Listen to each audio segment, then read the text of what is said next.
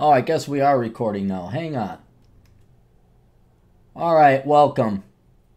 This is going to be a shitty-ass podcast. And in theory, everything's working. But in theory, we've sidestepped YouTube. I'm so angry I don't know where to start. It's like getting assailed and insulted. Oh, but we are going to fight back. And remember how I said life is trying to screw me over? I don't mean to sound like some angry old man. Life is always trying to get me down. And it's usually a guy who's never been really tested. His life has been very easy, and then things don't simply go his or her way. And they blame life. Oh, it's unfair. No, sometimes this happens to everybody. You just get bad luck, man. You get bad luck. Hang on, adjust the gain on this.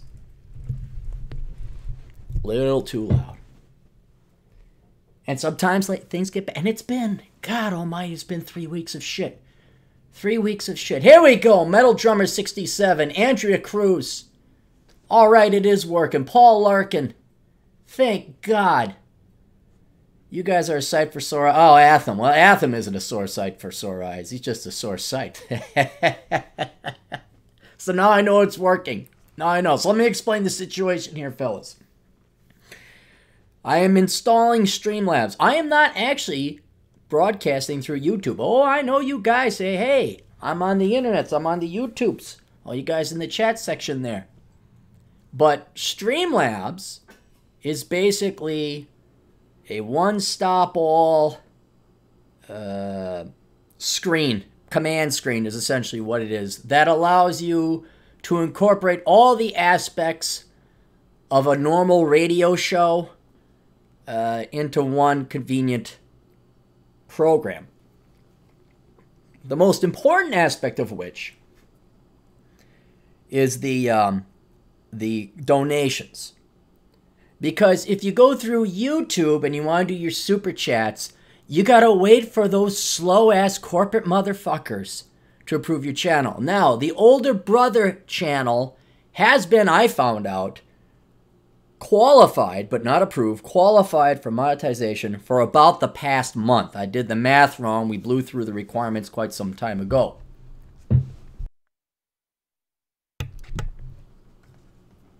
And I've been waiting a month for them to approve the monetization. Usually it says, oh, it takes about a week. Because that's what the Google robot said.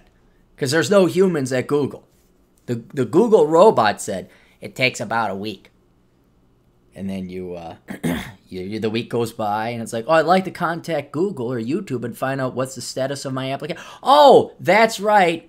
They're a big monopoly, and they don't have to hustle or kick ass or take names or deal with customer service. So in comes Streamlabs. Everyone says, hey, Aaron, have you tried Streamlabs this, Streamlabs that? I say, no, I haven't. What is it? And like I said before, it's this one-stop shop software that allows you to incorporate. You could. I wish I could show it to you, but imagine you're at a radio show, and you have your command screen in front of you. We got audio mic, desk mic, volume graph. I see the guys in the comment section. Everything is conveniently consolidated into one screen for me to use here. But the additional thing, let me pull it up. Oh, come on. What was it? Streamlabs.com/olderbrother. I think that's it. Let me double check. Hang on. Let's go over here. Streamlabs. Dashboard. My donations. Is this it? Yes, here it is. Streamlabs.com/olderbrother. Now you could go ahead and donate. And basically, if you go to streamlabs.com, older brother, well, let's go to streamlabs.com/older brother. I think it's just a PayPal link. It links to your already established payment methods. There we go. Look at this. Donate money.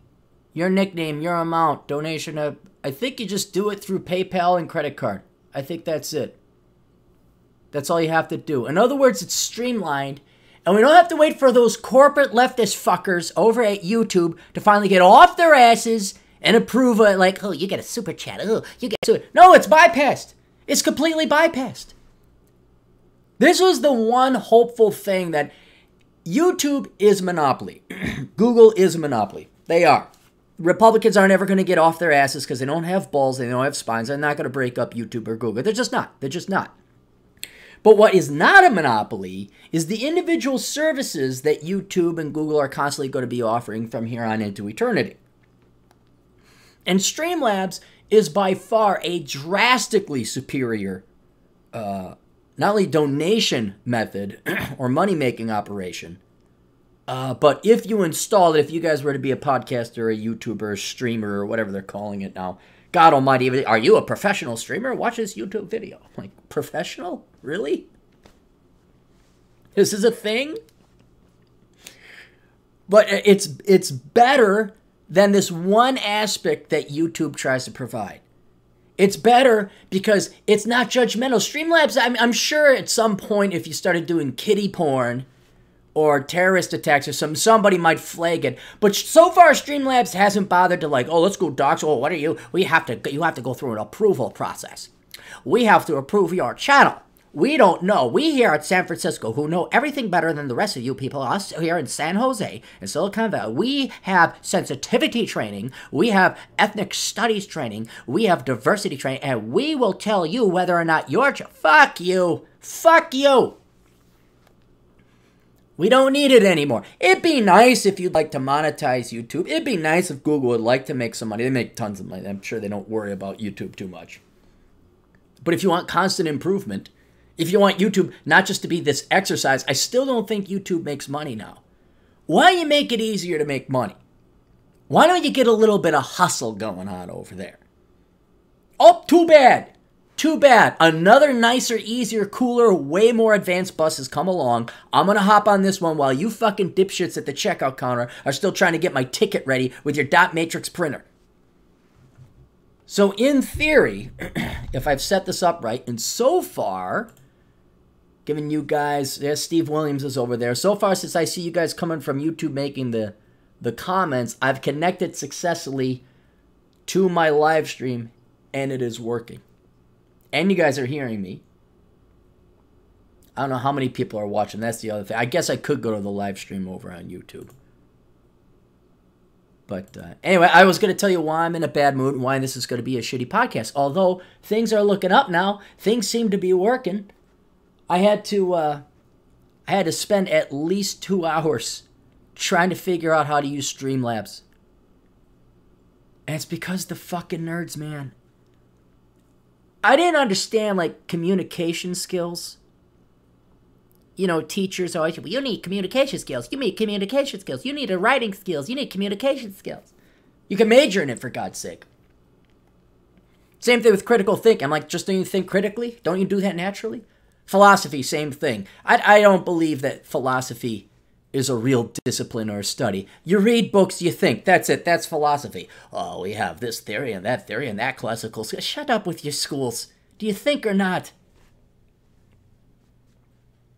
Where was I going with this? What the hell was I going with this? Oh, well, it doesn't matter. Anyway. Oh, the nerds. The nerds. They have no communication skills. None. None. Because when they say, like, okay, how do I use Streamlabs? So I go online, how do I use Streamlabs? Oh, well, there's like this video from 4 years ago, that video from 4 years ago, the software is all outdated. And they never tell you. It could say in the title, how to broadcast on YouTube's using Streamlabs. Oh, that's not even what 85% of the video is about. Oh no, hey, we're gonna say, here's how you log in. Here's how you set up an account. There was even a video where the guy is talking about what kind of descriptions you should put in the description segment of the YouTube video. People know how to fucking do that. That's not what I'm asking. How the fuck do I get a goddamn YouTube program, a show, streamlined through Streamlabs? It's not Streamlabs' fault. These are independent. There's only like 3 guys. 2 real main guys that know how to do it. One guy did all right, but he just took It's an 18-minute video that should have been 5 minutes. First, go to youtube.com. Log in. Here's where you put your username and fuck! Click forward, click forward, click forward. So I had to consume about an hour and a half of videos to get the 10 fucking minutes of vital instructional material that should have existed right off the bat. And even then I winged it because I guess this is the latest version of Streamlabs, which is a software you download. And it's so new, nobody's done a video on it yet. And I should do a video on it. I should. I'll do my own video. Here's what you need to know. Here's how it works. Here's how it links. But no, your nerds ain't got the communication skills. You don't. I mean, you could see it in the dating life. You could see it in your social life. You could see it in your fashion. We could see it in your hairstyles. We could see it the way you walk, the way you talk, the way you look, the way you shit. You guys are so far removed from the rest of society. And I know I'm not a big fan of normie society either. But for God's sake, if you're going to sell this product, if you want normal people to consume it, I'm not even normal. I'm pretty darn smart. And here I am like, fucking hell, where's the goddamn...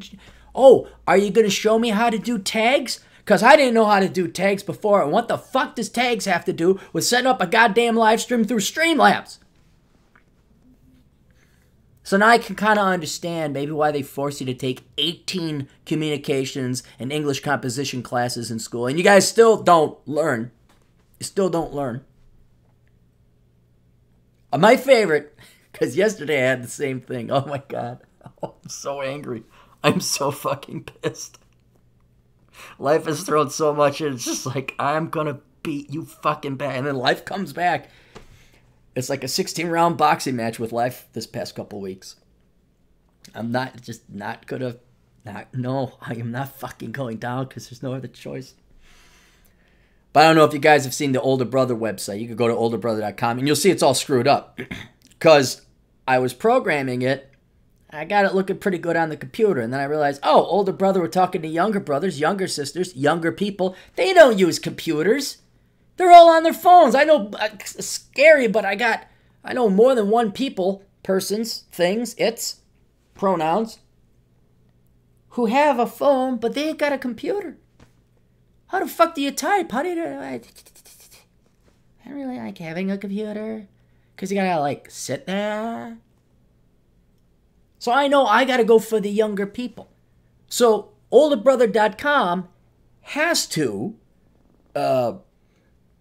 be available on mobile. And not to bore you with too many details, but because I have communication skills, I will explain to you in very simple layman's terms what it is. When you program a website for a computer, it displays differently than it would on your phone. That's basically it. So you have to program it using CSS, HTML, all this other stuff. The code has to be adaptable to both formats.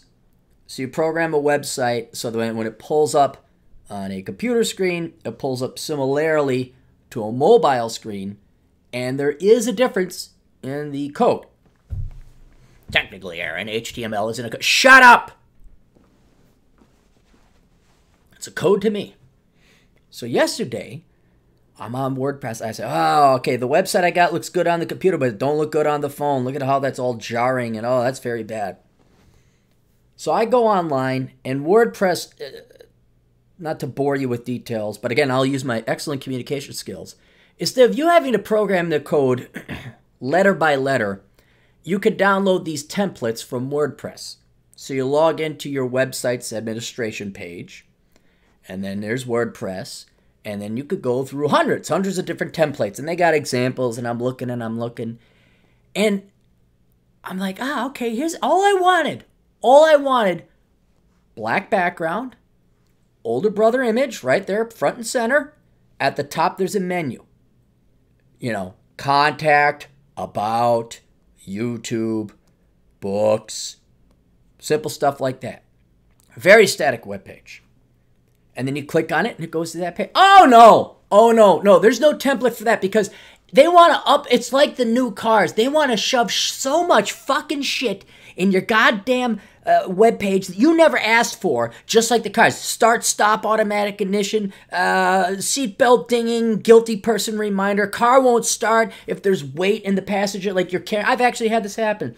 I like throwing golf bags, I forgot what it was, in the passenger seat, and the dinging wouldn't stop because it thought there was a human in there. And the seatbelt wasn't buckled. I'm buckling in my fucking golf clubs. It wasn't golf clubs, it was something, but I'm buckling in this thing. so that the dinging would go away. Also, like, hey, you get they got cars now that if you get too far to the left or too far to the right, and the cameras see the lines, lines on the left, lines on the right, it will start to vibrate on your right or left ass cheek that you're getting too close. And this comes standard. This is standard. Never asked for these bells and whistles. Never wanted this shit. And now you gotta spend at least half a day learning how to turn off all that shit, or you gotta go down to a goddamn mechanic saying, turn this shit off. And heaven help you if it's the old school local mechanic, because he doesn't know how to be a fucking computer hacking genius. You gotta go down to the fucking dealer and say, hey, plug this shit in, turn it the fuck off. Well, that'd be $327. We'll have it ready for you in 5.5 weeks. That alone right there is enough reason to buy a car pre-2010. Very, very happy with my Kia Rio 2008 with automatic nothing. No automatic windows, not even power steering. Unfortunately, I had to go and replace it with an equally stupid car. Website, same thing. WordPress. Do you have a simple static template that I can use? Nope. There's a search bar. There's an index. There's a whole bunch of crap. Hey, we thought you'd want to put this big word in front of them. Why is that there? What nerd did not talk to the real world and hasn't gotten his dick inside of a pussy to think that that was a good idea? And the way WordPress works is, instead of you having to program the code, they give you a bunch of options. You got a command center with all these tools and options, and you can adjust this and you can tweak that. And you can create menus. That's a good thing. But sometimes they only provide you about half the tailorability, half the ability to only tailor half the template, half the website. So invariably, you got to dig down deep into the code, HTML, CSS. And I'm not good at that. I don't know. I don't know what, and I can logically figure it out. I'm like, okay, I found the code.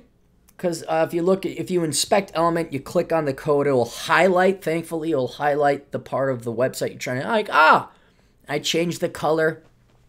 Google searching CSS color codes. Okay, 000 is black, enter. Oh, it shows up. Now how do I save? Oh, there's no save function. This is just here to show you how it works. We just want to tempt you and taunt you. This is like the glass wall, the glass ceiling between you and the stripper.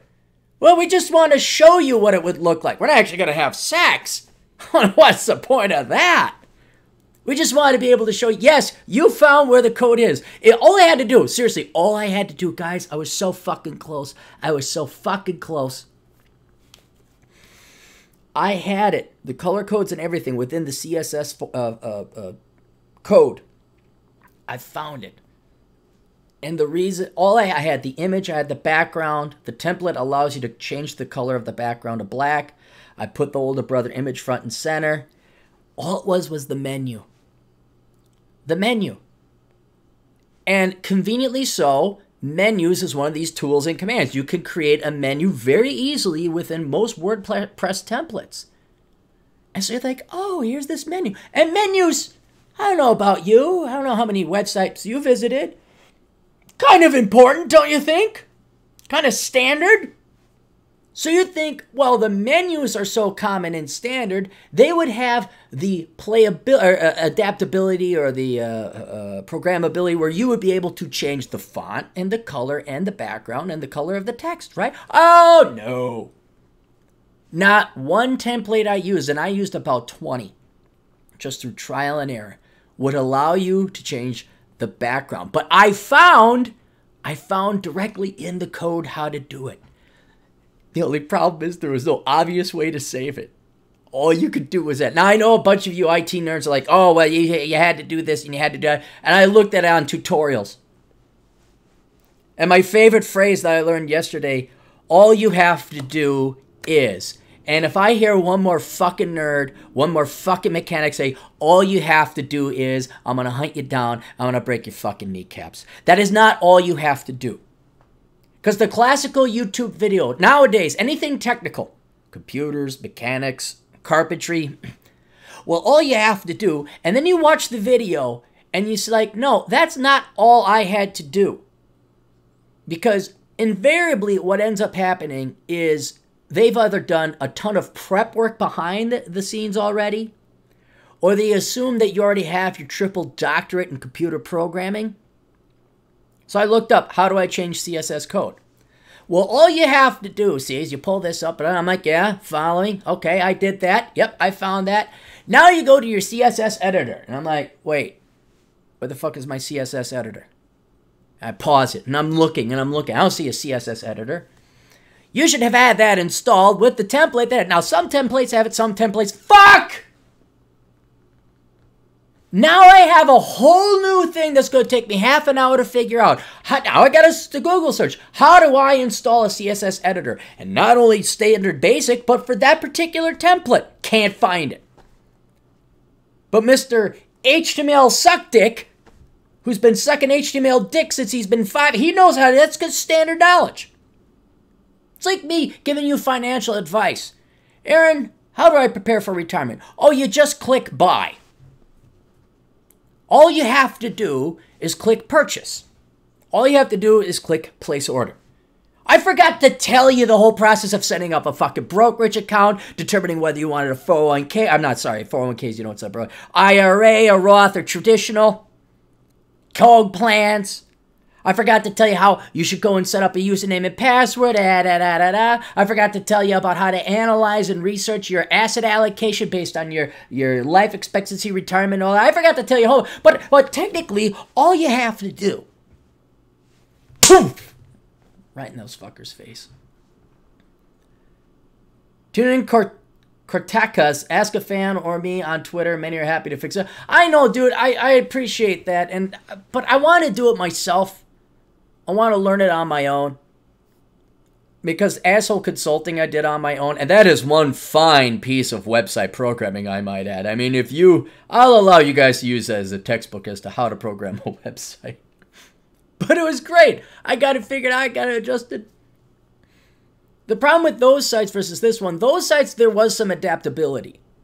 The templates are easily adaptable on WordPress. If you're not,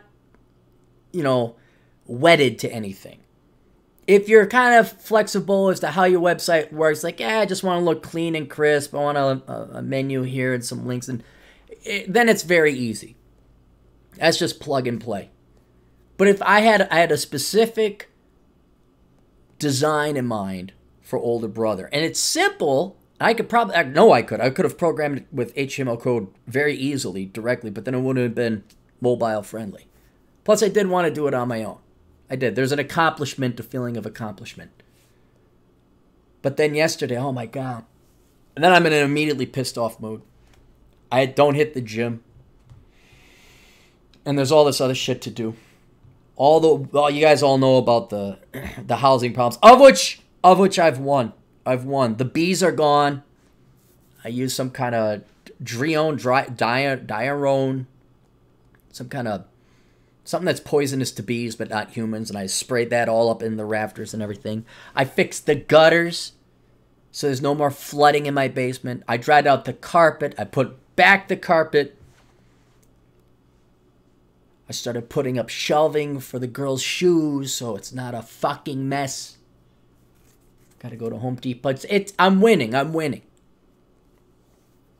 But by God, and then it all comes to a screeching halt. And there's no production, no progress. That's what really pisses me off. This is just maintenance. This is just building it up. And I know it's what's necessary to make the money and to be outstanding. I'm not saying that in arrogance, I'm being deadly serious. The vast majority of people will not go through the 2 hours of how to learn to program their own website or to set up a Streamlabs. But once you do, once you get there, once you go through these hoops and these annex that these fucking nerds with complete lack of user friendliness, once you figure it out. Now, Streamlabs itself is very nice. I like the layout. It's very slick. But there's absolutely no good tutorial. But once you're going through that, you're one of the 2, 3, 4, 5% maybe max that went through it. And that's how you make your dough. That's how you make your money. Right now, Chris Beckloff is, yeah, but you can't figure out what did people do with not Droid. What's the name of that site? Discussion? Discus? What was the name of it? That's how all the kids are doing their YouTubes and their interactions. Discord, that's it, Discord. That's what it is, the Discord. I tried to set that up, I didn't have time. This was more important. But once you master these things, once you get it, it's like building your battleship and your upgrades, just like a game. It's just like one of those nerd games. Let's upgrade your tank, let's upgrade your battleship. And it's like, we got Streamlabs now. That's another battery of guns with better weapons, better ammo. Always improving, constantly improving. And so just in case this all failed, I have another computer recording the MP3. So I wasn't spewing this out into the middle of nowhere. What we got? Look at this. It's all working. Hey, we got a donation. Biohazard just subscribed. Cool. I don't know what that means. I think you subscribe to what, Streamlabs or to the YouTubes? That's good to... That tested one thing. If anyone's kind and charitable enough, if you want to make like a $2 donation or something, even a $1 donation, and let me know that that came through, that the donation worked. Let me take a look. John donated 72. Oh, that was a trial. Never mind. Mateo Sepulveda. People can't seem to communicate well anymore. Yeah, I wonder if they... In person, even. Heaven for these kids with their damn phones. I hate to sound so old. What's going to happen? People aren't even dating in person anymore. Everyone's got to meet online. No one goes out and meets in person or public anymore. All right, let's get through the podcast here. Get through. Oh, Cavill. Cavill. Let me get that up here.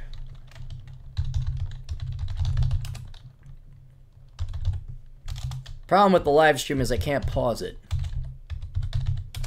I probably should have had this stuff already uploaded, but like I said, this is the trial. This is the trial one. CNN! It's a little bit old. Wonder if CNN will start playing music without me. If you have not heard, Henry Cavill, he is Superman. Yeah, see, it's playing. I didn't ask for that. Did not fucking ask for that. There we go. He plays Superman, but more recently, because I like the original show, Man from U.N.C.L.E. And if you haven't seen that, go see Man from U.N.C.L.E. That's a great movie. That was James Bond. There were 2 James Bond movies that came out in addition to James Bond in the past couple of years. One was Man from U.N.C.L.E. and the other is the British show. What's the British one? The Kingsman. Both are good. Both are better than... You take the last 2 or 3 James Bond movies with Daniel Craig, and they're horrible. They're just not good. The last one, which I think was Skyfall, I fell asleep during that. And if you want to watch a really good James Bond movie, you go watch Man from U.N.C.L.E. and then you go watch the British show. Anyway, Henry Cavill plays Napoleon Solo. And if you saw the original TV show of Napoleon Solo, who's kind of the hero, splits the screen with Ilya Kuryakin. Napoleon Solo was played by Robert Vaughn. And Robert Vaughn, who has passed away, had his own distinct, unique accent and acting style and all that. Cavill, you could tell he's an actual actor because he studied Napoleon Solo's Robert Vaughn's acting through Napoleon Solo's character. He has the exact same mannerisms. And you wouldn't have picked up on that in the movie unless you had seen the TV show from the 60s beforehand. But his accents, his timing, his inclinations, or whatever the words are called, I'm like, holy cow, he's doing really good. He did a more professional but as good of a job as Tony Curtis was impersonating Cary Grant in Some Like It Hot. Any of you guys see that movie? You guys know what I'm talking about? Some Like It Hot. Tony Curtis, Marilyn Monroe, Jack Lemmon. And one of the characters he has to fake play in the movie. He has to act like a rich guy because he wants to get Marilyn Monroe. This is Tony Curtis, and so he acts like he's this heir to the Shell Oil Corporation, and all he does is Cary Grant. Now, when I first saw the movie, I'm like, well, why is he acting like that? Oh, he just happens to have an East Coast New England Winston Howell III accent. But then when you see Cary Grant's movies and you watch Tony Curtis spoofing Cary Grant for half the movie, you're laughing your ass off. It's brilliant. Oh, well, my goodness, yes. Hi, hello, Catherine. Why, yes, we own the entire Shell Oil Corporation. Here's MBA to CEO. Get a Discord chat. No, I don't want to. Anyway, so back to Henry Cavill. Henry Cavill played as an impressive, I don't want to say impersonation, replication of the main character Napoleon Solo. So that's why. So anyway, good looking guy. I think he's quite an accomplished actor. So Henry Cavill has apologized after backlash over his statements he recently made during an interview with GQ Australia. First mistake there, Henry. Don't know why I got to coach Henry, Superman, about how to be a guy, about how to be a man. You never, GQ, I don't care if it's Australia, the United States, the United Kingdom, GQ, Gentleman's Quarterly, is not a publication for men anymore. Hey, let's go check it out. Let's go look at the staff. It's been taken over by SJWs, lesbians, feminists, all that other stuff. GQ.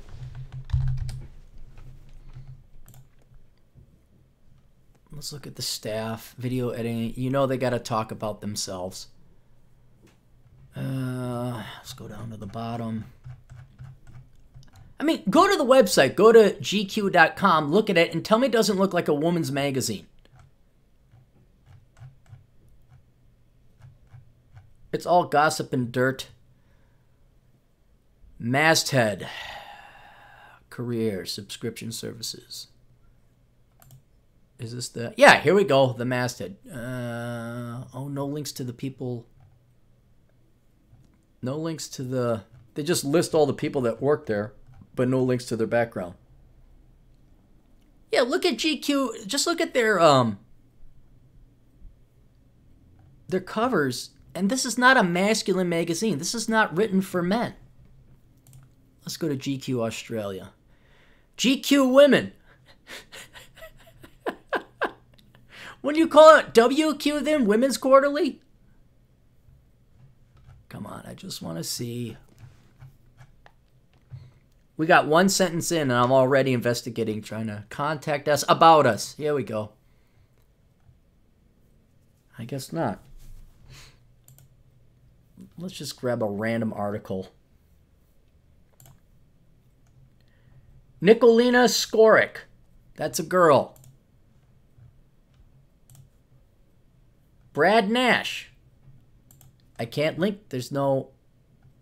They don't link at all. Why are they hiding themselves? No, I don't want to follow. Larger point, when you get the time, go look at the editors and writers of GQ. They are not men.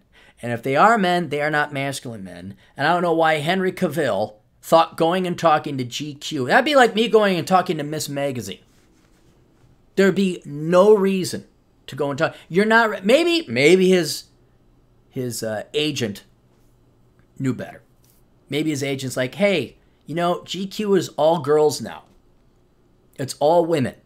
And you're a good-looking guy, Henry. You're a heartthrob. Go on, GQ. But he didn't coach him right.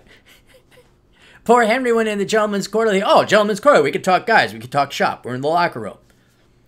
And what he said, he didn't even say anything that offensive, just truthful, which I guess is more offensive than anything else.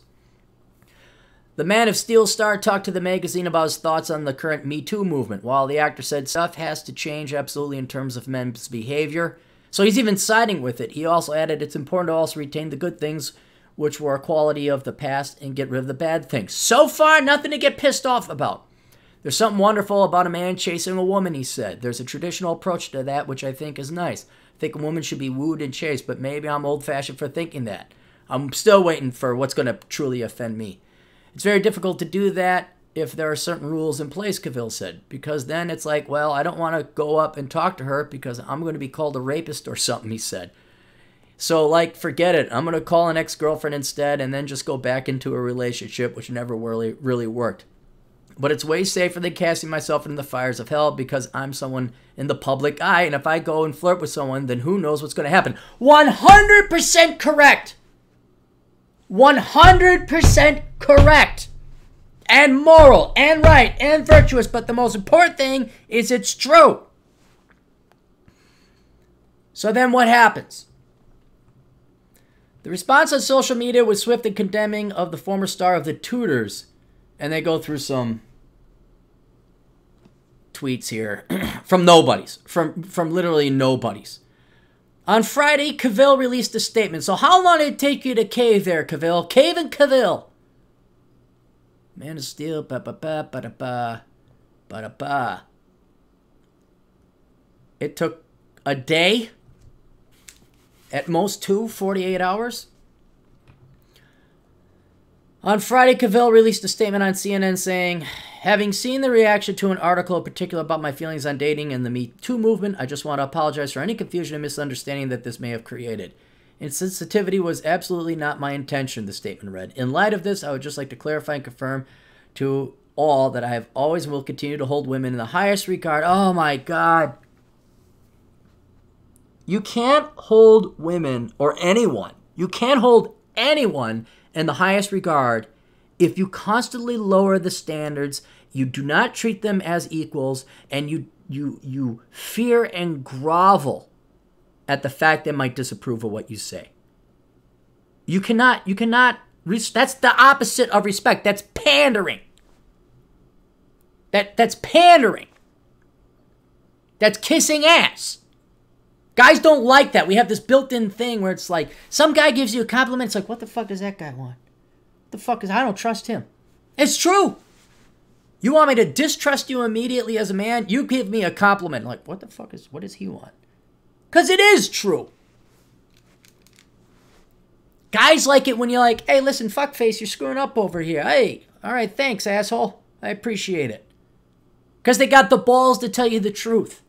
In theory, you could strike at them and punch their lights out. But that's the risk. That's the risk a good friend takes. Hey, at the risk of our friendship, maybe you ought to not wear the platform shoes. You know, maybe you ought to wear just regular shoes like the rest of us. At the risk of our friendship, or you punching me in the face, I think you ought to treat your girlfriend nicer. Really? You know, real gentlemen, real men. Whoa. That's criticism coming from someone I care about and I respect. I got to think through that. That's what real men do. Inferior men say, fuck you, and they punch and they don't listen. Or at least they yell.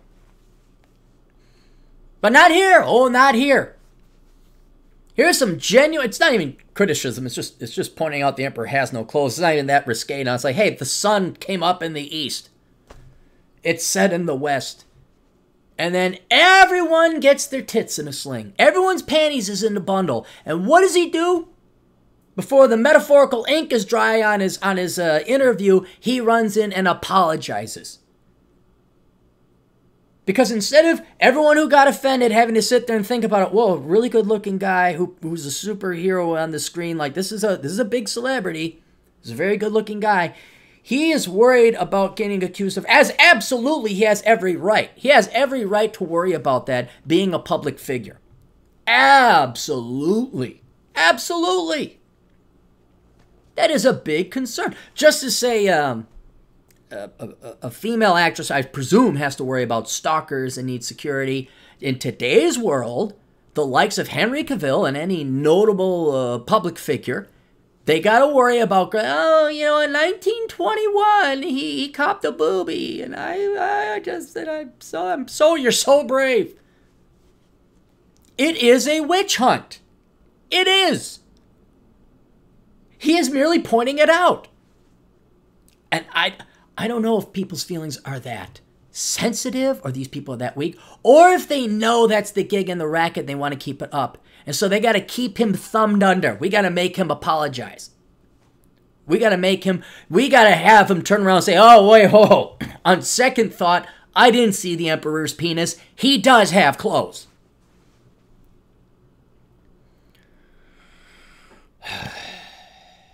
I have always continued to hold women in the highest regard, no matter the type of relationship, whether it be friendship, professional, or significant other. Well, this was scripted.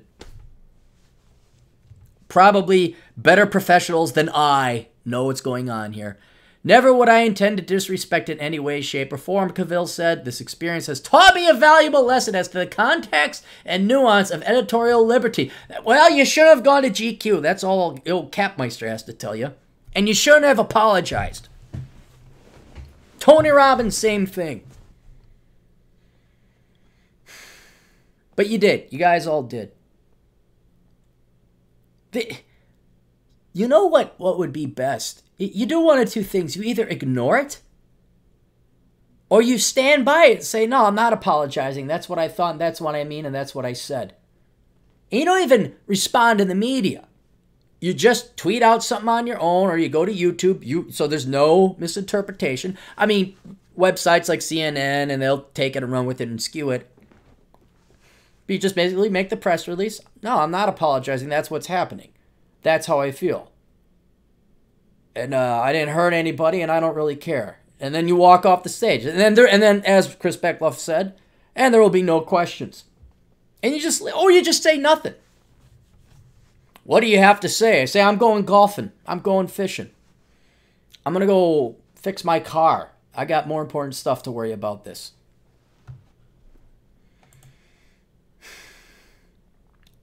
Never would I intend to disrespect in any way, shape, or form. Grovel, grovel, grovel, grovel. This experience has taught me a valuable lesson as the context and nuance of editorial liberties. I look forward to clarifying my position in the future towards the... No, you don't give him any... Maybe I should be his PR agent. I look forward to clarifying my position in the future towards a subject that is so vitally important and in which I wholeheartedly support.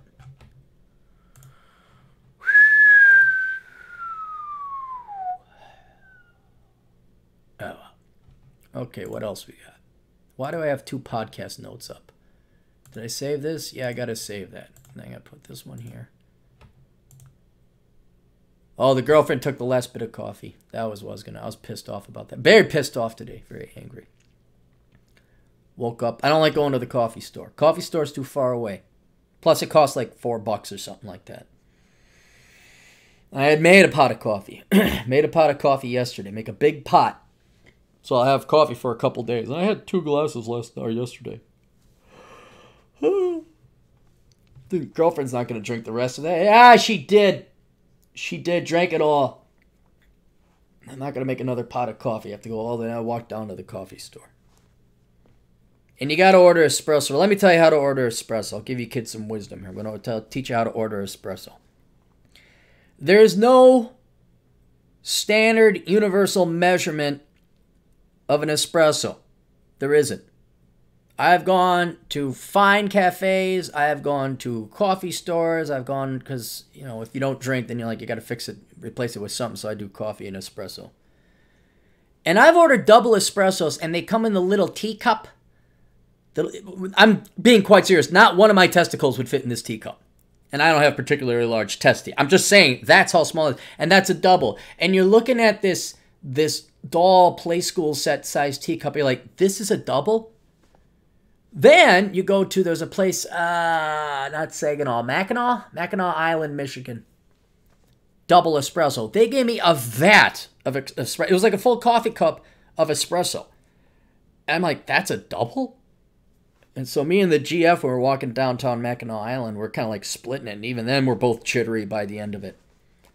And so what I have found when you order espresso is you go in and you say, I would like this much espresso. And you show it by a width of your fingers. Like, I want about 3 inches of espresso. I want 2 inches of espresso.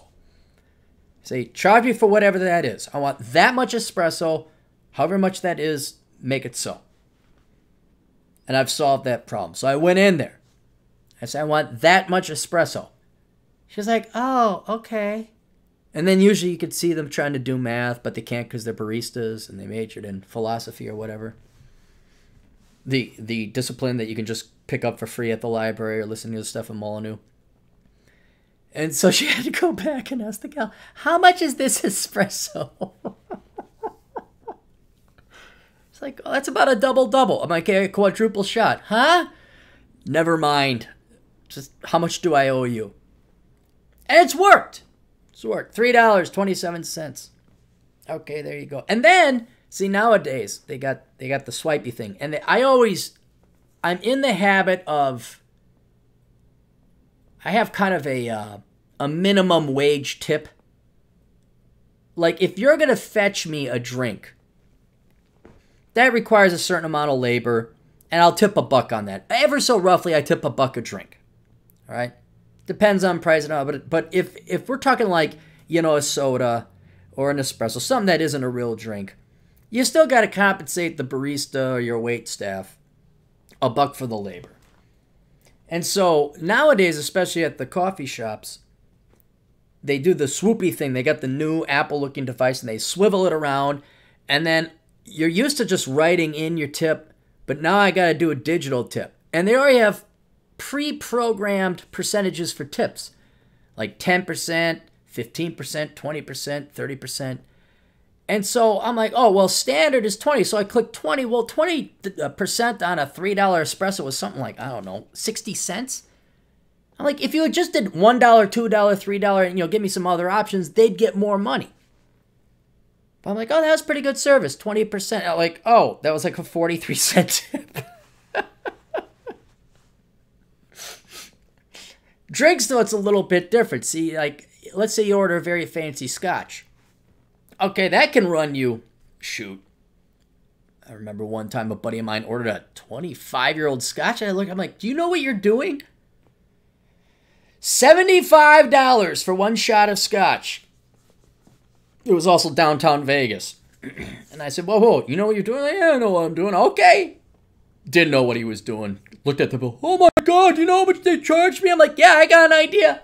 Is it more than $50? Yeah, how did you know? I don't know. 25-year-old scotch on the Vegas Strip. I don't know what that would cost, but it's going to be more than a gallon of milk. So here you got a $75. That waiter or waitress did the exact same amount of work. They just went back there, poured the thing, got the stuff, and shipped it back to you. I'm not going to pay 20% on a $75 shot of scotch. You didn't, like, change my oil. You didn't like, give me a back rub while I was drinking this scotch and sing me a song. You just fetched me a drink. That's it. Usually the dollar per drink, that averages out to about 20%, maybe a little bit more, depending on what you order. So that's kind of my lower limit, upper limit. I'm like, okay, if you get food, you got to do 20% if the service was good. But the drinks, man, it's kind of like, I'll pay you $1 minimum unless you throw this percentage stuff in my way, in which case you're getting less. And I don't care if you got the, what's the really expensive stuff? The French stuff. Martin, no, not Remy Martin. Louis XIII, is that the expensive stuff? Hang on, let's take a look. It's going to, oh, there's the,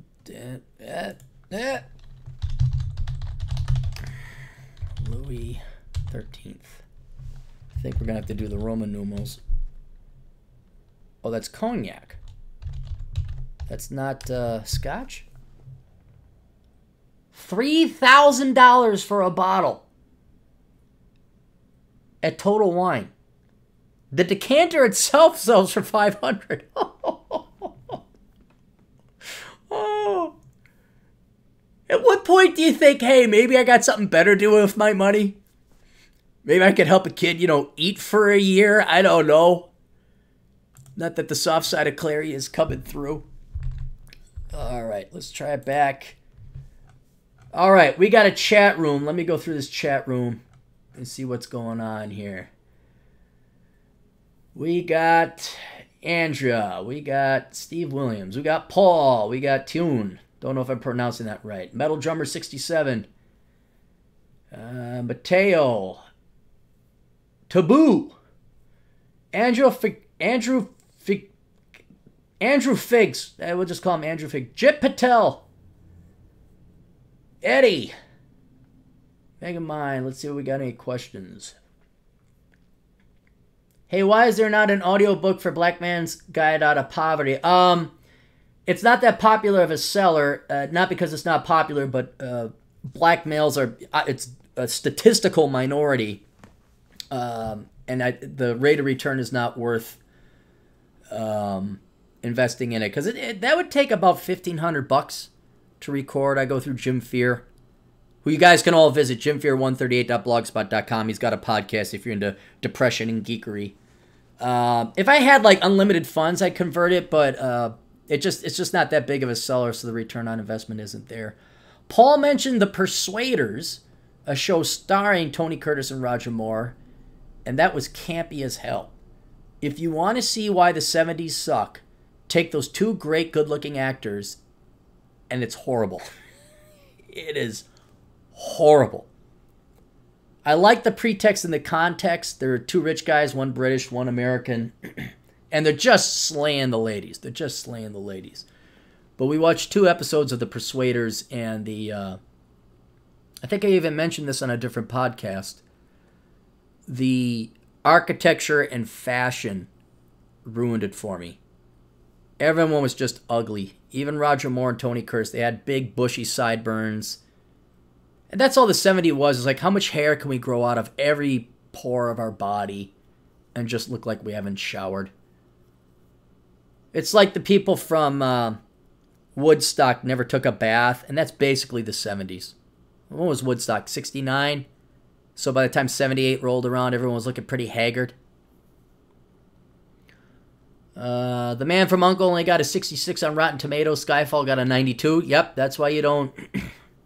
I don't know how The Man from U.N.C.L.E. only got a 66. That was, I'd say, a perfect movie. Maybe not your favorite, but a very well done movie. The feminists gave him shit because he is the most desirable man and they are pissed off they can't have him. That might be true. I'm 23. My generation is a nightmare, and that man explained exactly how the dating game really works. It doesn't. It's broken. Oh, I'd hate to be 23-year-olds in dating now. I would hate to be 23-year-old in dating. D.B. Cooper said, good espresso advice. Yes, I've become a connoisseur of ordering espresso. If someone buys a pack of jerky, good old Steve's Jerky. Facebook.com, Steve's Jerky. If someone buys a pack of jerky during this stream, I'll donate $2 for each pack to Cavill. Facebook.com at Steve's Jerky. He's over in the chat room, guys, if you want to do that. What would you do, Cappy, if you won the lottery? Nothing different than I'm doing now. That's the benefit of minimalism. I would, I think if anything, I'd outsource more stuff. I'd have someone program the website. I think I'd keep my cars that I have. I would probably get an old 1972 Mach 1 Mustang. That'd be about the only luxury item. I put a couple of my buddies' kids through college, assuming they majored in the right thing or trade school or something like that. But I wouldn't pay them. I would reimburse them. I wouldn't even tell them I'm doing it. Like, I'd wait till they suffered and endured and they had to worry about debt. And then when they graduate with a real degree or a real trade, I'd say, hey, how much is your student loans? And I'd just come and check and like, there you go. Now get the fuck out of here. Then there'd be that moment that you see in the movies. Hey, you're not a dickhead after all. What else? Buy some property in South Dakota. Not much else. There really, I mean, once you get to a point, if you're a minimalist and you value humans above all else and you got some good friends and loved ones and all that, and you go and explore, look, you can explore and motorcycle and adventure, you get to this chasm or this gap that if you want to do the next grade up of adventuring, the cost skyrockets. So, for example, if I want to do something more beyond the motorcycling and hiking and golfing, you're starting to look at things like you're going to go fly. You know, I get my pilot's license. Well, that costs a lot of money. You get a boat or a yacht. That costs a lot of money. You buy stupid expensive stuff like, you know, the 69 Mach 1 Mustang, not the 72. But the question is, to what point? what is that going to avail you of? Okay, I get to fly now. I get to fly a P-51 Mustang. Great, I'm the fine owner of a P-51 Mustang. Now I got headaches and time and maintenance. Same thing with both time and maintenance. And what you find, it's kind of the paradox of with a large house. Everybody thinks they want to live in a large house. You don't want to live in a large house. Because there's just more stuff you got to clean, more stuff that's going to go wrong with it, and it's your time. It's your time that's most important.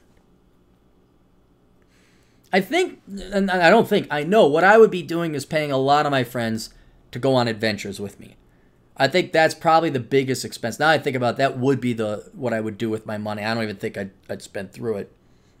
I would pay people like, I bought you a flight, get your ass out to Vegas, we're going riding.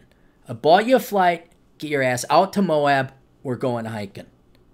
I bought you a flight, get your ass out to Italy, we're going to drive around and get really pissed off at the traffic and realize that this country sucks more than it looks like on the postcards. I know you can't afford this trip, except now you can. Come out to the Black Hills. We're going to play some poker in Deadwood. Buy land in Moab, but then you'll deal with annoying trust funders. Oh my God, are you not joking? That town is loaded with money. I remember the cheap hotel was $300 a night. Thank God I only spent there 2 days. You almost, what's tragic about Moab is it is the most beautiful part of the country, the contiguous United States anyway. Alaska's a little bit prettier, I would say. Not by much, though. Not by much. So you have the world's most beautiful, or at least the United States' most beautiful land. But yeah, you want to talk about rich baby boomer central. And you cannot afford to stay out. You got to camp. You got to camp. Or you go hang out in Green River, or you crash in Grand Junction, Colorado, and you make the hour trip down. But that's, then you're wasting your time. See, goes back to time again.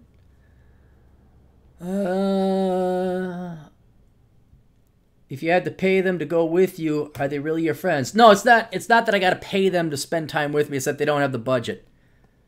Most of my friends, even though they are my friends, they didn't heed my financial advice. So now they got mortgages, kids, expenses, debts. They're also very poor at time management. It's not an issue that I'm paying them to come hang out with me. It's that they can't afford the flight.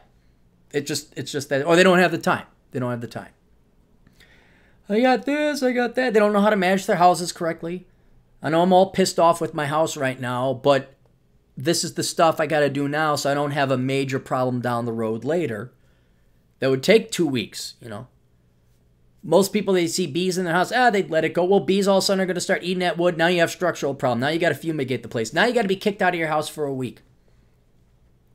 And that accrual of time all of a sudden starts really cutting into people's management or free time. And they don't have the time to go. Although usually it's money because they have kids. I would do the same. I would pay for my friends' time to hang out with me. Atham writes, would you invest on a Bitcoin mining rig? Might be a good idea right now. No, because now you got to set it up. Atham, you ain't listening. You go look at these maps. Go spelunk some more here. If you like Bitcoin and you're willing to invest the time to do it, but think about think about the time and effort and capital expenditure you have to invest just to get average to compete with these guys. Then think about the time commitment it's going to take to managing your rig, keeping it. This is an exponential, not learning curve, but technology curve. You have always got to be on the latest and greatest technology to get those Bitcoins mined. All right, now you got to give up your spelunking. Now you got to give up your hiking. Now you got to give up your pipes.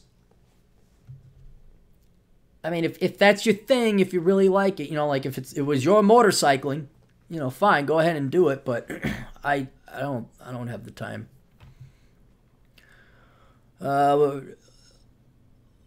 Obaleski writes, would you say, Cappy, that Trump is the only baby boomer you like? No, there's a lot of boomers I like.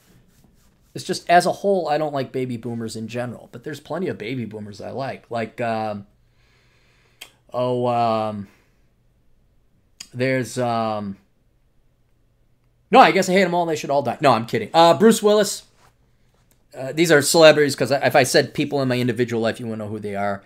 Kurt Russell, you know, there are conservative baby boomers in general. Who else would I say is a good boomer?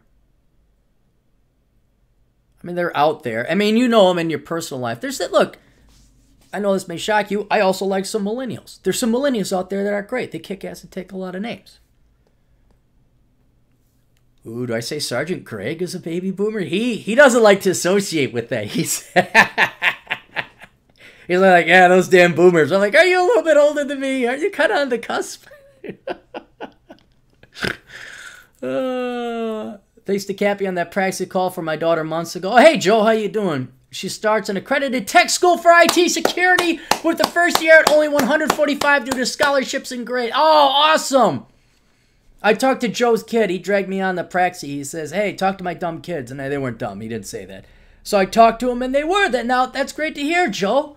Glad to hear that they're going, that your daughter's, and that's 140. Look at that. Oh, she's going to have no debt.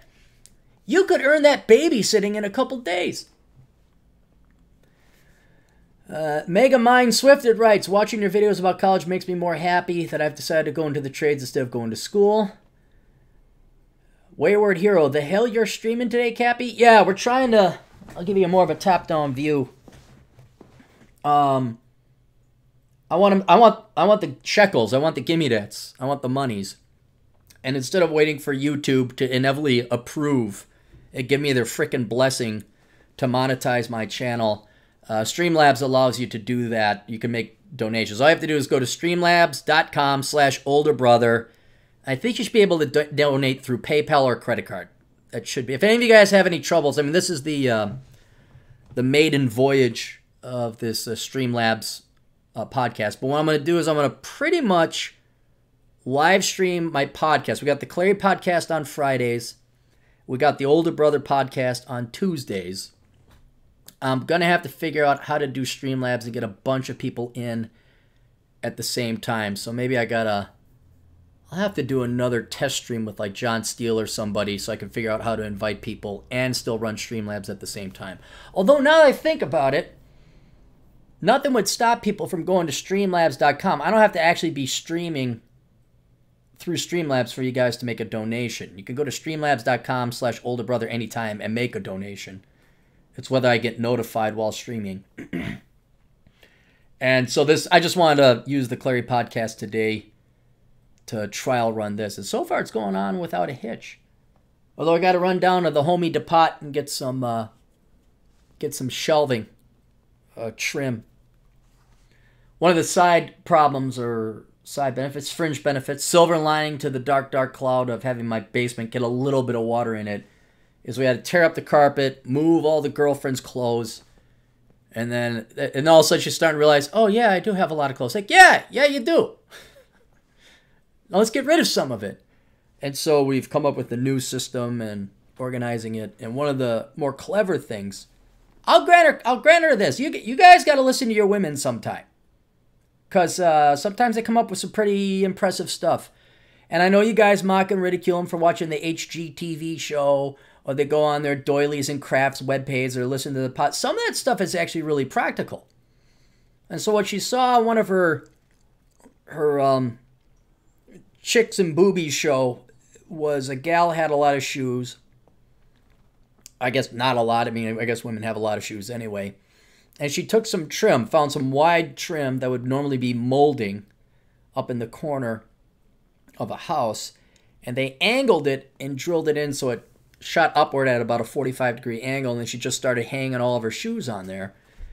And I have to admit, not only is it functional, does it save a lot of space and clean up a lot of room, but it actually adds, if you got like a blank empty wall, it's kind of like, it's something to look at. I wouldn't say it's art, but it's artistic. And then, hey, I can see my floor again. Oh my God. I remember when I used to own this place and there was like a couch and a computer screen.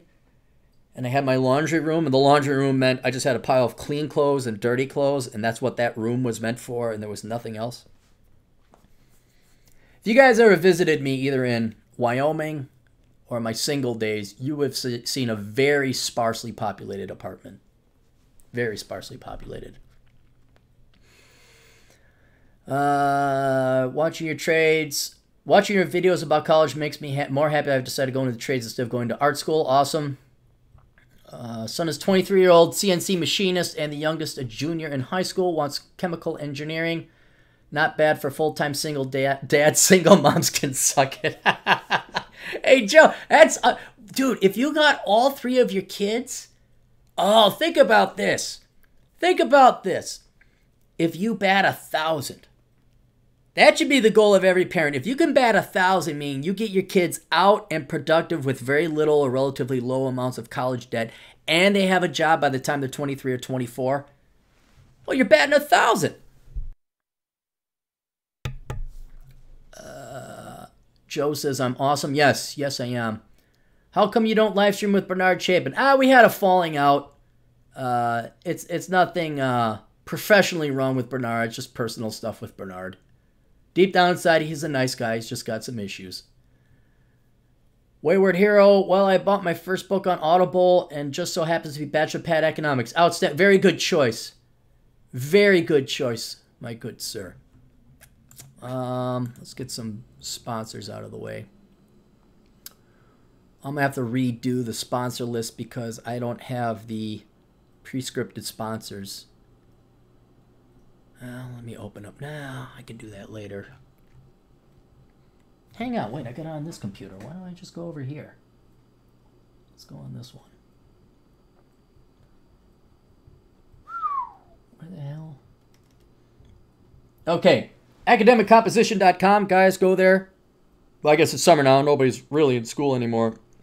But if you happen to be taking a summer class and you don't want to write your papers for classes that have nothing to do with your major, which means half of them, why don't you consider hiring Alex or one of his writing staff over at AcademicComposition.com where they will write your college papers for you. Also, Alex is always hiring, so you can, if you're looking for a job, making a little bit of scratch, you want to work from a laptop, he's looking to hire writers, and he's always looking to hire marketers. Both jobs are very boring because writing Marxist leftist slop you don't believe in can be mentally draining, but he does pay. Wait, do we get a donation? What was that? Oh, Max Wilson just subscribed. Awesome. You get a little anime GIF. If you subscribe or donate a little bit, some anime GIF comes up. And I was thinking we should have like a girl do a striptease or something like that. That would be better because we're predominantly men here. Let me get back to the... Where'd it go? There it is. We have my Amazon affiliate program. I have a plan starting Sunday. I'm not going to mention it, but I'm going to be combining Asshole Consulting with the Amazon affiliate program. You should be doing all your Amazon purchases through my Amazon affiliate program. And if you don't know how, all you have to do is go to captaincapitalism.blogspot.com. Everyone should do this. Everyone should do this. You all go to captaincapitalism.blogspot.com. And then on the right sidebar, you should see a banner that says Amazon. It's got a little blue shopping cart, white background. You always go there first, go to that site, then click on that Amazon banner, then do your purchases because that way I get a 7% cut. If you go straight to Amazon.com, I don't get a cut. So you have to get into the habit of going to that site first, perhaps just directly going to, if you want to bookmark it, you can go ahead. That's an easier way to do it. But if you do all your purchases through that, it doesn't cost you anything. You don't have to donate to my Patreon, which I still don't understand, but that seems to be the way things are going. People are making thousands of dollars a month on Patreon. It's like, well, why not go through the Amazon affiliate program? It doesn't cost anybody nothing. Anyway, I get to commission all your Amazon affiliate purchasing program purchases. So if you do lifelong purchases through my Amazon affiliate program, you are thanking me and rewarding me way more than the $1 per month. I'll take the $1 per month donation at Patreon, don't get me wrong. But it's the habit. It's the habit. If you can get online and go online and buy all your stuff through my Amazon affiliate program, when you go through Amazon, mucho gracias, thanks for that. InvisibleHandFashion.com, if you guys are looking for some merch like coffee mug, shirts, and the like that have some very interesting and thoughtful economic quips on them, like charts. My favorite is the coffee mug where you have a blue uniform, it says police officer. You have a white lab coat, it says doctor. And then you have a green apron, it says liberal arts major. So you can find stuff like that at invisiblehandfashion.com. We have Steve's Jerky. Steve's Jerky. Oh, that's where I put the ad, Steve. Yours is in the standard canned advertising. Steve Jerky. You go to facebook.com/Steve's Jerky. And then, well, he's not on the advertising list anymore, but we might as well mention Business Buyer Advantage. BusinessBuyerAdvantage.com. Go there if you are looking to buy a business. He will analyze the business for you. You certainly want to do that before you cash in your RRSP or your 401k to follow your dreams. OrionsColdFire.com. Check that out. That guy is a photographer. He does some posts and blogging and writing as well, but I really like his site for his photography because he goes to the same places I do, like Zion, this and that. I'm like, dude, you're over there. Dude, you're over there. Dude, I know exactly where you're standing. He's like, oh, dang. It's like I got a buddy who works in the railroad inspection world, if that's a thing. It is a thing, but he inspects railroads. And I'll be hiking and bumming around, and I'm like, he's never been here. He doesn't know where this one is, so I'll take a picture, I'll text it to him. He's like, oh yeah, that's over at this place in that intersection just north of the duck pond. You're like, you asshole. He's been everywhere. If you want the Clary Podcast Archives, you can get that. Either by going through, you can get it for free, but it's episodes 100 through the current by going to the Clary Podcast RSS feed. But if you wanted the original first 100, of which there's only 75 because I lost the original 25, because the dirty little secret about podcasting is that all podcasts are going to suck, at least for the first 10 episodes. And you can find that out by tuning into the Older Brother podcast. But if you want that, I can put them on a thumbnail archive. It's $35. I don't make that much money off of it. I just compensate for my time and the cost. And you get a free thumb drive with it. Huh? How about that? Free thumb drive. And I'll throw in a picture of the model who modeled for Captain's Quarterly. She's all dressed up and dolled up in like 1950s housewife garb and lingerie. It's horrible. You guys won't like it.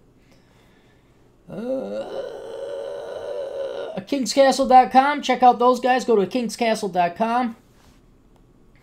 Latest in Red Pill. Actually, you know what? Let me double check. There was another site.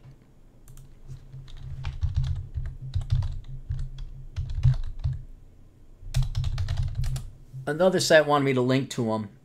And I saw that their latest post was in 2017. Okay, King's Castle is still going strong. July 2018. They still got posts there, guys. Dating Mormons. Iron versus Bodybuilding. Week 8 recap. Stop and Smell the Roses. Meal Prep 101. Pepper Chicken Breast. These are more of a how-to website for you boys out there. And girls. All the advice is universally applicable, boys and girls. It's just, guys, listen. It's the only difference. What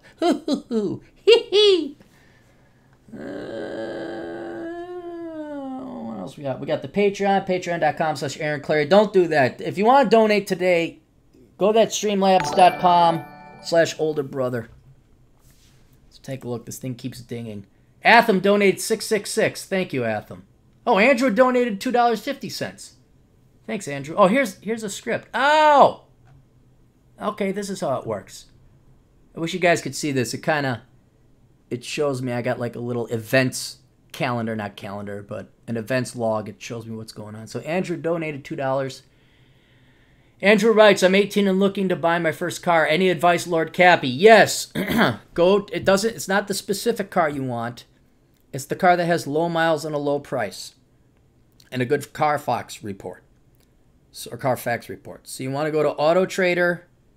I didn't have luck with Car Soup, but you want to go to one of those online car places, and you want to spend at least a day looking for cars within a 400-mile radius of your place. And then you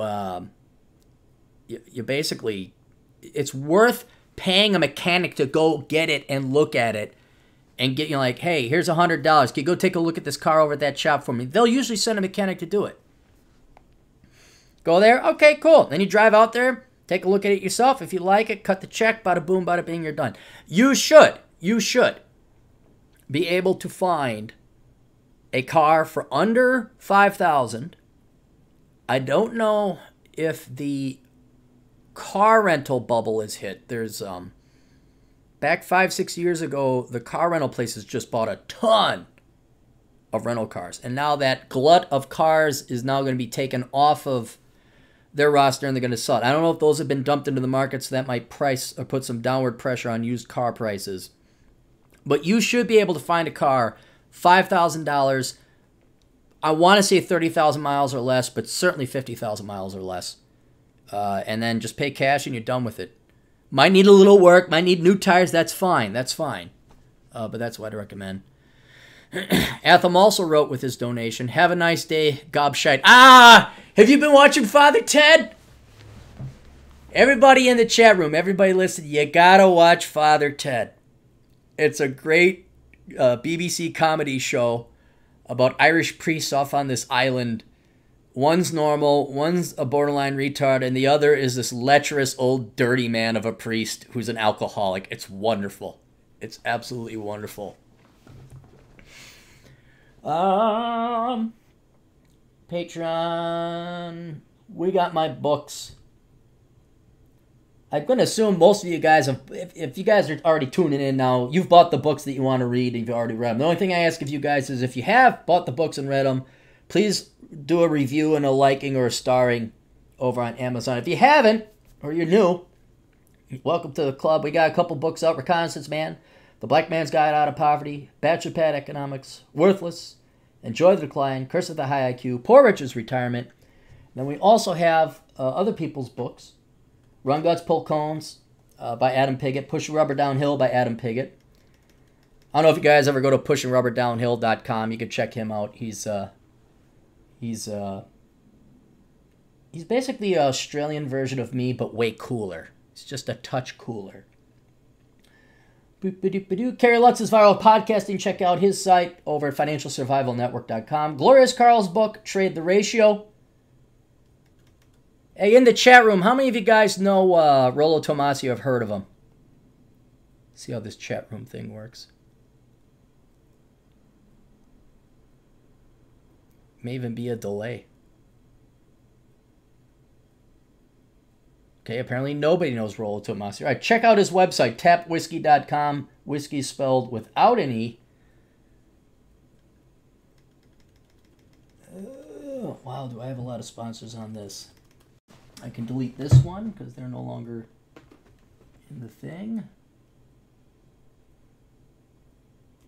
Oh, wait. No, they are.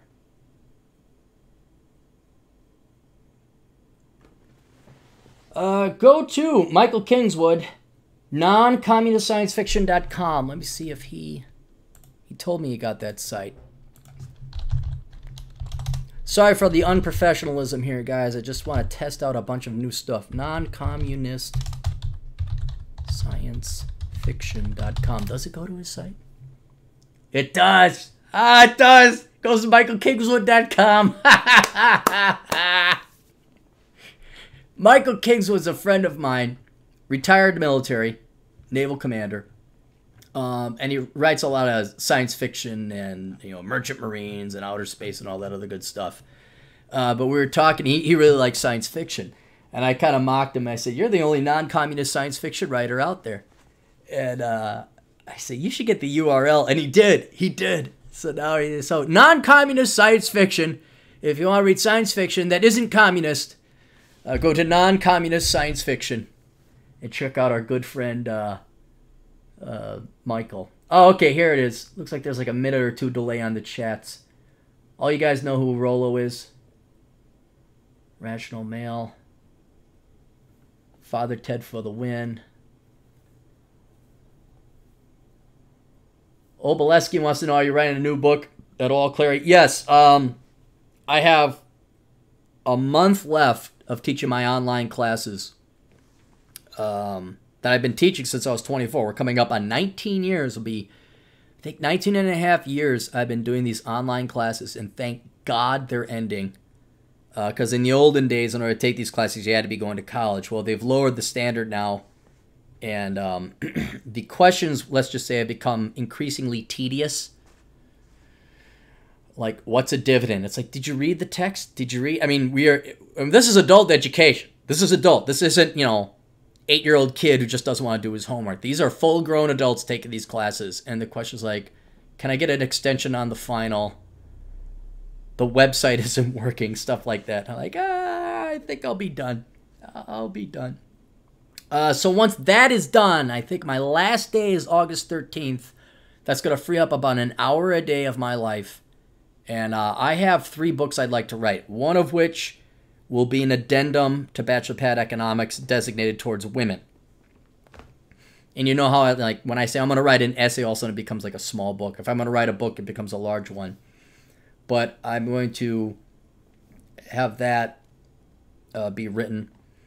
I want to write a book for Gen Z. The only problem is I don't believe Gen Z is conscious enough yet, nor do I think they read. So whereas the topic would be lengthy, philosophical, and very important, I may have to really shorten it down to get them there. I'm not talking Laura Southern shortness, where she's on the toilet and she writes her book and it's a 40-page pamphlet. But I don't want it to be too long because, you guys remember being kids. Heck, back in the 80s, no one wanted to read. Of course, they're jamming it down our throats. So I can't imagine Gen Z wanting to read, especially with their attention spans. And it may not even be worth it because it's, horse and water kind of thing. It would be a vital book. Should be a bestseller. Like all my other books should be. Think about all the financial problems that would have been resolved if we just made every kid read Bachelor Pad Economics and Worthless and Poor Richard's Retirement. There wouldn't be any financial trouble. There wouldn't. There just wouldn't. So the issue, and I can't write books that are, quote, going to save the world. I got to write books that gives Aaron them their shekels. I was thinking writing a book for women, but I'd have to become an established author first among women, and then there's several other books I'd like to write for women. But since I'd do a fundraiser, like a GoFundMe, like, okay, you want me to write this book? I need $1 million.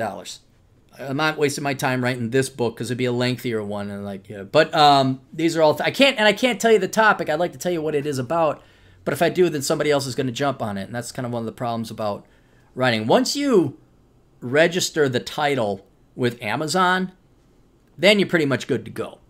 Then I could tell you what it is. But since I'm not even at that stage yet, I can't really tell you guys what it is. Jonathan Flores writes, what's the composition company? I'm about to take an English course that has nothing to do with my degree. Academiccomposition.com. Check it out. Tell Alexi I sent you. That way he keeps advertising on my site. Plus he's a friend. Hell Cappy, check out my Matrix review on Audible. The movie? Just finished listening to The Rational Mail. Oh, Rollo's got it on audiobook. Yeah, Rollo's a pro, man. I missed him twice when I was out in Nevada. Andrew writes, Poor Richard's Retirement was a great book, short and right to the point. Yeah, I don't like long books unless they have to be. I really wanted to start writing these essays. There's these topics that are only worth like 30, 40 pages, but it's time, and I don't want to flood the market with a ton of books. Motorcycle book, perhaps. Got to be sure to include the triple threat, the cheap do-it-yourself soap pump bottle oil change. Oh, that I'm taking to the grave. Taking that one to the grave. There's enough motorcycle books out there, and you have to be very judicious in what you write a book about. And sadly, 9 out of 10 times, you don't get to write a book about what you really want to write a book about. What I really want to do is write a comic book. I have a great story for a comic book. I have great character developments. I know exactly the plot. And I can even leave it off where there would be a sequel if I ever wanted to resurrect that character. And the only problem is I can't find an artist. I cannot find it. I can't find... Here, if you guys know anyone who's a good artist, and by good, I don't mean he's talented or she's talented. I mean they're talented and they can do shit on time. That's the key thing. They can produce. They're not just sitting there, oh yeah, man. Well, artists are kind of like... Fuck what artists are. That's why artists are poor. Artists and musicians are poor because they have no business hustle or acumen. They're lazy. All they want to do is strum their guitar and think the whole world's just going to line up to suck their dick and buy their shit. So if you know an artist that actually has business hustle, and will get to me promptly and regularly, then I could churn out a weekly comic book. And then I'd, I want it to be nice. I want it to be nice too. And then once I have enough, and it'd be a complete work, I'd turn it into a colored comic book. It'd be thick, be very expensive, but it would almost be a piece of work that I'd want to have done, not to necessarily make money, but just to say, like, I made this nice, beautiful, fun, interesting, engaging thing. It's a comic book even adults would read. Not that it'd be pornographic or anything, but it would be for all ages. It wouldn't be cute and artsy-fartsy.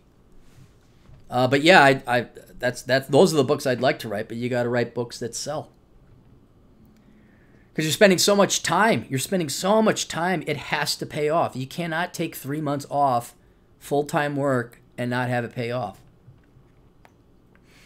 Books for women have to be written with so much lies and sugar-coated it'll be impossible to read by a male. Oh, what do you think my book would be? Truth? I have a book in mind for truth for ladies, but the other one I want to write is just all lies. All lies. There's a bridge in the city that a bunch of artists live under. The guy who illustrated Dr. Peterson's book, though he may be swamped currently since he has released his Cyborg series. My cousin gets $9,000 per month from alimony and her work, and she has $75,000 in debt. She says she's independent. I love her to death, but her life is on shambles. You cannot, if you have debt, you're not independent. Unless you borrowed money for a house, if it's a debt for an asset that appreciates in value. If you have debt that is mathematical financial proof, you are not independent. That means you needed other people's money. No debt is truly independent. Needing other people's money means you're dependent. But logic is not exactly the lady's strong suit.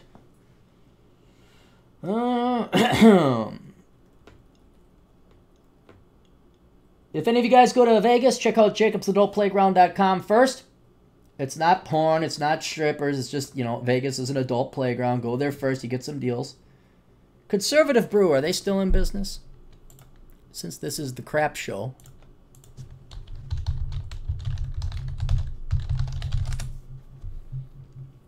Still in business.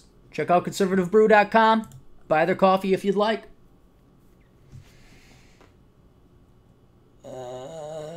Chad Elkins, I'd like to endorse him, but he's busy. He's already got a full plate. And then we have the League of Extraordinary Podcasters. When you're done tuning into this, you guys want to tune into something else, there's the World Class Bullshitters. John Grant's outfit called 405media.com. Obsidian Radio. O'Shea Jackson, both on YouTube. Financial Survival Network, we mentioned Kerry Lutz before. Silvio Canto, C-A-N-T-O. You can find him on blogtalkradio.com. Tom Likas, he's got a different site. It's not Blow Me Up Tom anymore. It's a different site. Economic Invincibility, he's over on YouTube. Rich Cooper, Entrepreneurs in Cars. He always drops in on Twitter sometimes. And the Safety Doc podcast. Go to safetyphd.com. Check him out. Small Scale Life. And tjmartinell.com. Our good 30-year-old friend out in the Canadian, Washingtonian Cascades. I think we got that's all the sponsors there. Cool. All right. Oh, here we are. If I go to YouTube, it's also streaming. Oh, wait. Can you guys see that thing scrolling by? Atham666, Andrew Figuera, 2.5. Do you guys all see that?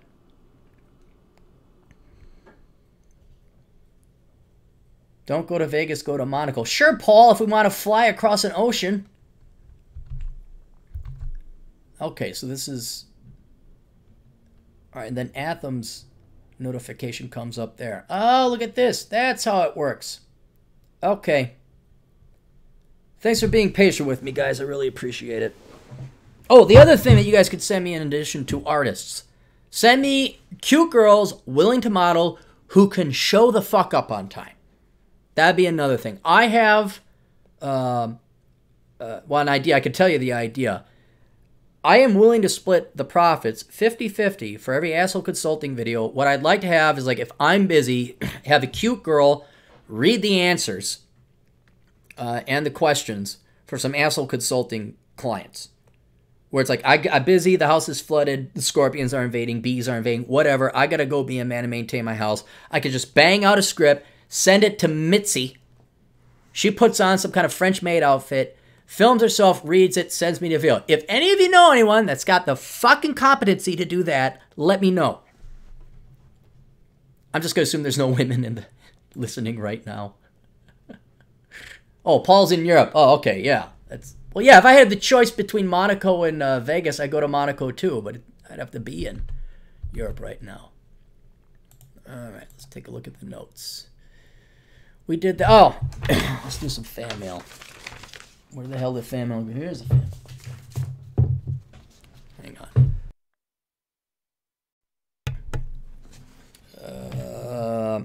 Katya writes, "Hi, Cappy. First, this is not a request for consulting. I'm writing because I wanted to say thank you. I'm one of those girls." Oh, it's a lady. It's a girly girl. "I'm one of those girls who used to believe about stuff. She's from the Ukraine, I believe. She meant stuff.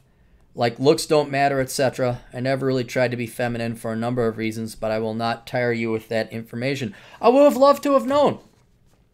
There's a lot of guys and gals out there that want to know why you girls hate being women. I don't know why women don't embrace femininity. I don't know why you guys want to be guys. I mean, I'd like to think that you're intellectually stronger and more rigorous to succumb to what is nothing more than that wimpy-ass outright brainwashing that comes from feminists in the public schools. Although you're in the Ukraine, I don't know what's going on in the Ukraine. What is wrong with being a woman? That's a quandary. You're all pro rah-rah woman, but then you want to be guys. I had a girl, friend of mine, Atham knows her, we all met. That's the girl I'm talking about, Atham, you know her.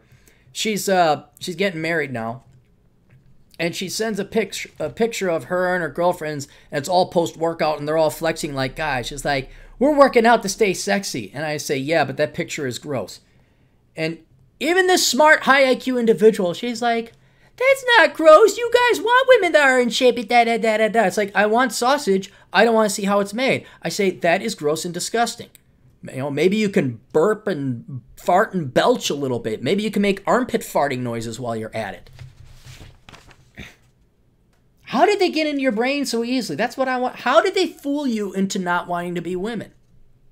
How did they fool you into like trying to become something you simply cannot be, and that is men? You girls do know you make horrible men, by the way. You're very bad at it. You're absolutely bad at it. You can't climb as fast. You don't take risks. You don't die as quickly. You don't injure yourself as much. You don't throw yourself foolishly while drunk at people you stand no chance of getting. You avoid men. I mean, you're horrible men. You're just really sucky men. That hurts my... I don't care if it hurts your feeling. Men make bad women. We don't try, except for a very, very, very small percentage of us, and they do really bad too. They dress up in drag and they don't shave their legs. We make horrible women. But I don't think any one of us guys are... Well, not any one of us guys. I don't think the vast majority of us said, "Oh yeah, we want to be women." Anyway, I've listened to your older videos on YouTube about the subject, and you opened my eyes. Yes, my pride still hurts. Pride in what? Being a really sucky guy? This is like me getting pissed off because I didn't get accepted to the NBA. You know, like the Washington Wizards didn't take me on as their first string guard. I won't lie about that, but nobody said it was going to be easy. Well, yeah, everyone you believe said it was going to be easy. Democrats, feminists, teachers. Again, I don't know what it's like in the Ukraine. But they told you it was going to be easy. I want to say thank you for being honest with girls like me about the importance of beauty. I mean, at least you learned. At least you saved yourself. I believe people need to know what they do impacts the world and in a good way. What I mean, Cappy, that your honesty is really helpful for others. I hope you will never forget what a great person you are. Oh, I know I'm great. I know I'm great. So I always pat myself on the... Oh, boy, I look at myself in the mirror. You sure are great, Cappy. Yeah. Let's go kill some more bees and scorpions. Best wishes, Katya. P.S. Love from Ukraine. Oh, it's the Ukraine now. It's not the Ukraine. All right. Well, that's a very nice email. I'll save that one. We'll put that in the box of mementos. I'm going to fold it once, fold it twice, fold it 3 times, and that goes into the box of mementos. So I'm in the nursing home and dying and wondering, did I do anything good? I'll remember Katya's email, say, oh, yeah, I did good. This is from Assad. Assad writes, "Hi, Captain. I bought your book, Bachelor Pad Economics, and devoured it. It was good, blunt advice, just my kind of style. Practical, no bullshit. It resonates with me. There are too many fairies in this world. It's relieving to know that there are still guys like you out there. Don't change, bro." Assad. And Assad is from the United Kingdom. Well, thank you very much, Assad.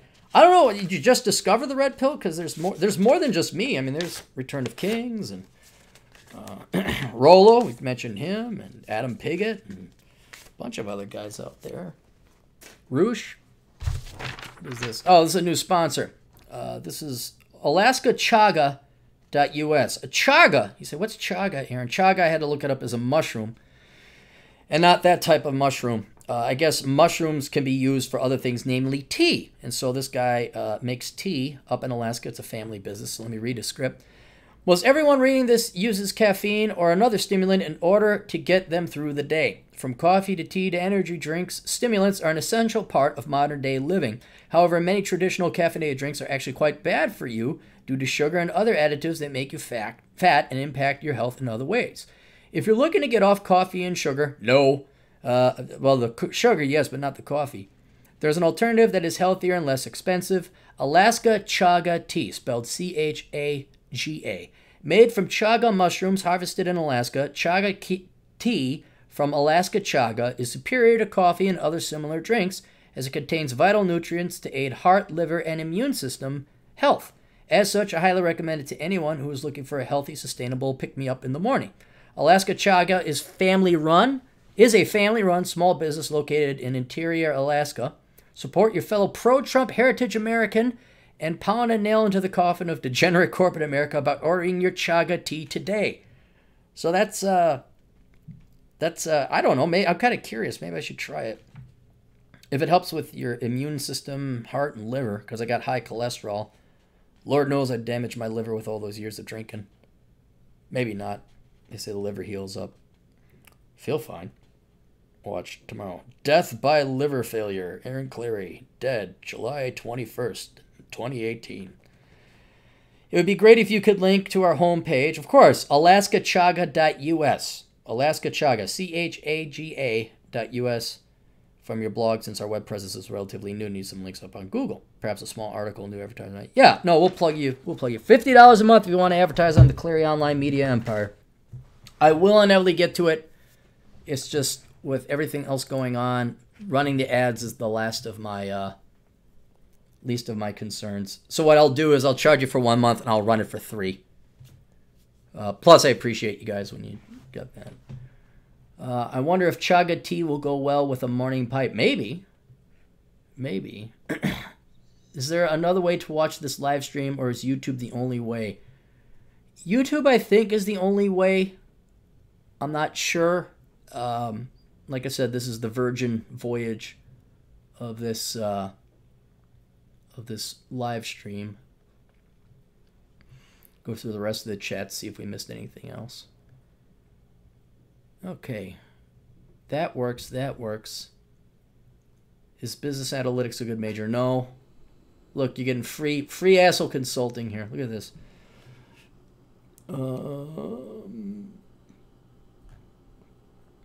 Good. All right, let me take a look at the rest of the notes. Did we test everything? We did that. We did fan mail. I complained about my girlfriend taking the coffee. I talked about Henry Cavill caving. Oh, my stepmom getting pissed off. Oh, I gotta talk about this. This is cute. This is nothing salacious, but I'll tell this and we're gonna split down. So my old man and his wife, my stepmom, they celebrated the 20-year anniversary, and so I went and visited them. And nice gathering of family members and all that, and celebration and all that. So, understandably, you know, they're both in their 70s, and you have your entire family over, and my stepmom wanted to take some nice family pictures. So we're all gathering around, and you know where this is going. You know what's going to happen. The old people think that each of their phones or their tablets or their tabs have to get separate pictures. It's not as easy as taking one person's camera, taking a couple pictures, and then mass emailing it to everybody, or putting it up on Instagram, or anything else that old people don't get, right? So everyone's standing, we're getting along, da-da-da. We enlist some poor soul to take a picture of the big family. She takes a couple pictures. You could tell she's roughly our age. She says, okay, there you go. She's about to turn around and walk away. Oh, no. Everyone over 50 says, okay, now take it with my phone. Take it with my camera. And even one of the kids, the grandkids, he comes up, he's like, don't they know they could just email it to him? I'm like, yeah, I know. These are old people. And so we're now not harassing. We're unduly taxing this poor woman who kindly, this good Samaritan, we're mission creeping her. She didn't ask for this. And instead of saying, well, just email from that damn phone for God's sake, she was much nicer and kind to me. And okay, I'll take some more pictures. So I'm like, oh, darn it. Well, I realize it's my stepmom's tablet camera thing that she's taking the pictures with. And I got the girlfriend right next to me. And so I quietly cop a feel one way for one picture, cop a feel another way, make it painfully obviously I'm staring down the cleavage. Not just quiet about it, just keep the poker face going. And I'm like, I can't wait till she sees those pictures. And even she maybe catch it. Maybe she catches, there's like almost 20 people there. I don't know. So I almost got out. I almost made the great escape. I was Steve McQueen, got caught up in the barbed wire in between Switzerland and Germany. And I'm about to leave, and my stepmother, God bless her, she comes in. Hey, I saw those pictures you took. That's not nice. You ruined some really good and nice family pictures. She was kind of pissed. And I'm like, dang it. I didn't escape. And then also I was like, but if I'm going to get busted, at least I wanted to see her response. I wanted to see her face. I didn't get to see it, but my old man was there, and he couldn't help but laugh. He thought it was great. I'm like, oh, come on, you got 1,000. I didn't say this because it's not worth the time to argue. It's like, you got 1,000 pictures that are normal. It's not like, don't you take like the best of 5 and you delete the other 4? And apparently, I guess maybe it's a woman thing. I don't know. But one time the girlfriend wanted me to back up her pictures on the phone, and I'm going through it, and I'm looking at all these repeat, like there's 5 pictures of the same scene. I'm like, don't you select the 1 and delete the other 4? So I did some math, and I'm thinking about all these pictures, particularly women take, but guys too, but more so women. I did some real quick math. I'm like, there's no way in hell you're going to be going and reviewing and looking at these pictures. You don't have the life expectancy for it. I mean, you are going to have to be in a nursing home for 10 years and every day go through all these pictures. You're not even going to know who half those people are. What the hell is going on? Especially girls in their teens and 20s. They're not going to remember half those girls. They don't remember half those parties. Let alone if there's 5 pictures of the same scene. Don't you just need one good picture where, nobody's blinking and no one's copping the feel of the GF and everyone just looks nice and they're smiling? Don't you just need one of the... Apparently not. Apparently every picture has value. No matter how many, probably quite literally millions of pictures you have taken, every one of them have value. Oh, now someone's calling. Who is it? I'll have to call her back later. All right, guys, that's it. Thanks for tuning in. Thanks for helping me with this maiden voyage here. And spread the good word, tell the good word, all that other stuff. Thank you to Atham and Andrew for trial running that donation stream. And then Max Wilson and Biohazard, you guys subscribed. Yeah, so just spread the good word. I will download this. In theory, this is how it should work. If you don't want to listen online, because you got to sit here and be by YouTube, I download the MP4, I convert it to audio, then I upload it to SoundCloud. So this should all work out just fine. But anyway, I appreciate it. Spread the good word, blah, blah, blah. And we'll see you guys later. Toodles.